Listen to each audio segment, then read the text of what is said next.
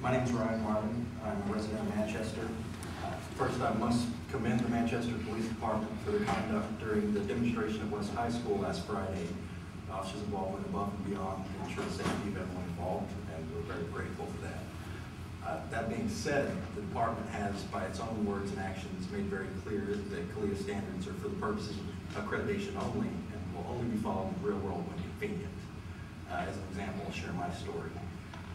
On the afternoon of Sunday, June 8th, I left a small gathering in a local restaurant. I was accompanied by 3 visitors from Florida. I took them on a short walking tour of the center of the city on the way to my home.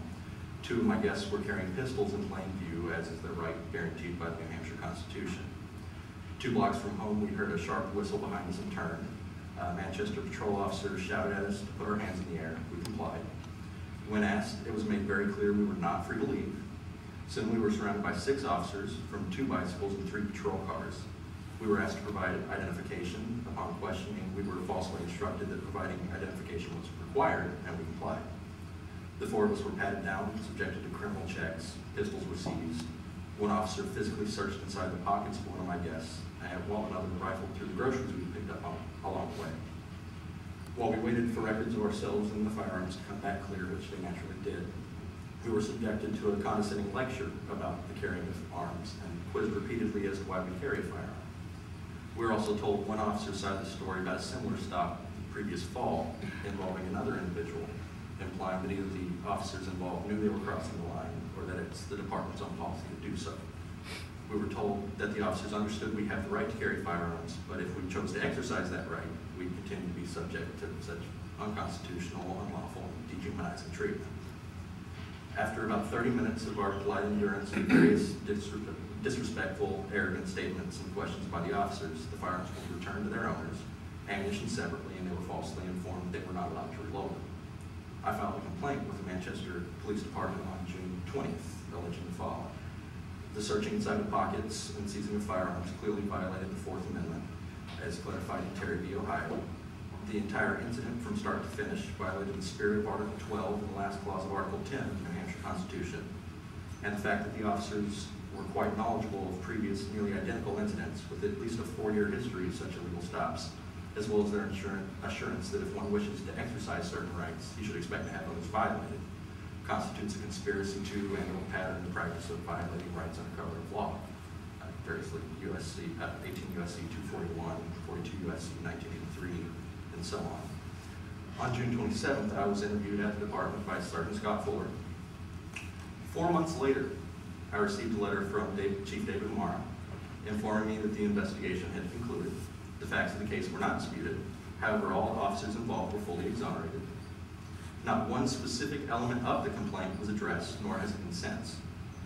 Additionally, I was chastised by the chief for remaining in the area after I was free to go, rather than abandon my guests who were still being detained and had no way of knowing where to go once freed. I remind you, they were guests from Florida, as their licenses obviously showed. On the letterhead of that letter was the CALEA seal.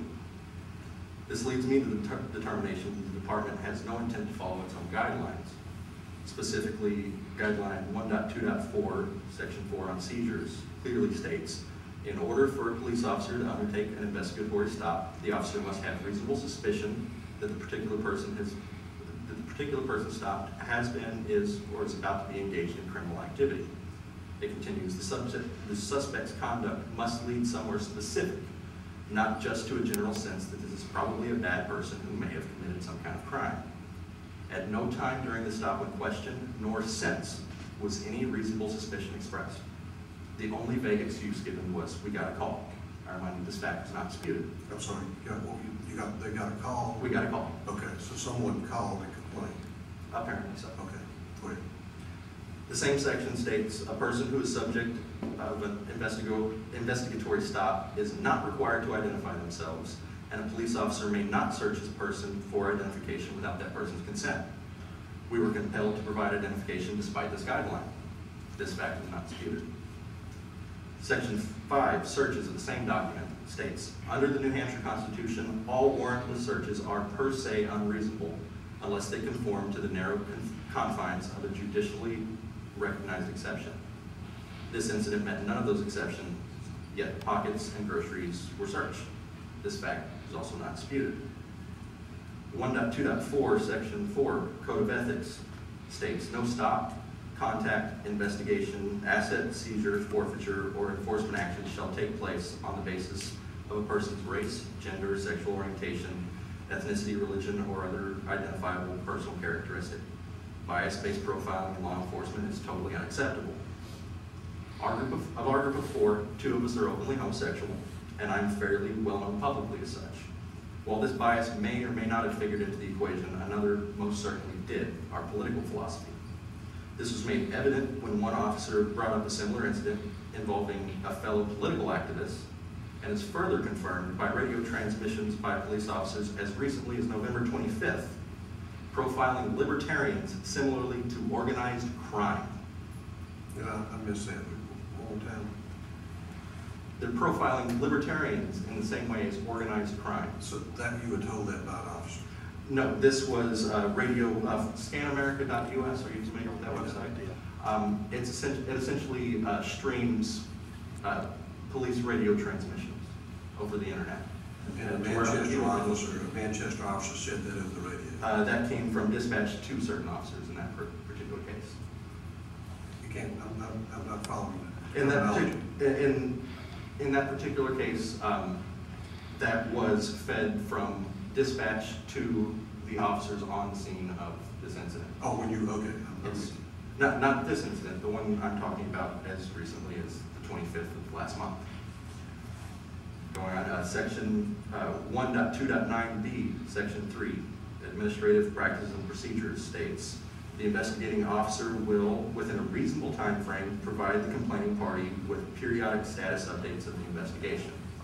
And no investigation shall exceed 30 days except in extenuating circumstance. Between the interview on June 27th and the letter dated October 23rd, a period of 4 months, the department never once initiated any conversation with me.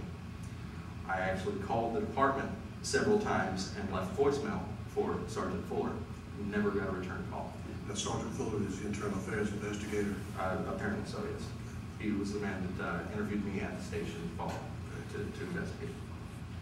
Well, in conclusion, despite overwhelming evidence of violations of the Constitution, state law, and the department's own standards, and despite no dispute to the facts of the case, the department declared all the officers involved to be exonerated, refusing to respond to any specifics of the complaint, conducted the investigation itself outside the parameters of its own standards, and had the audacity to affix the CALEA seal to its conclusion.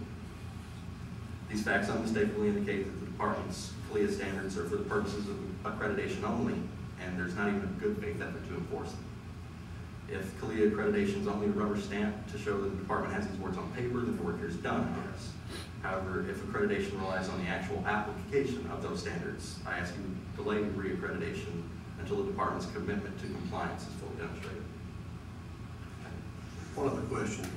You've laid out very succinctly the facts of the incidents involved here. Yes. Is it a widespread feeling that that's the way they do business? Absolutely. As a matter of fact, the executive director of the New Hampshire Civil Liberties Union, I'll give you this as anecdotally, stated to me that for having about less than 10% of the population of the state, the NHCOU says about 90% of the complaints they get about law enforcement are about the Manchester Police Department. Interesting. Anything? Thank you very much, sir.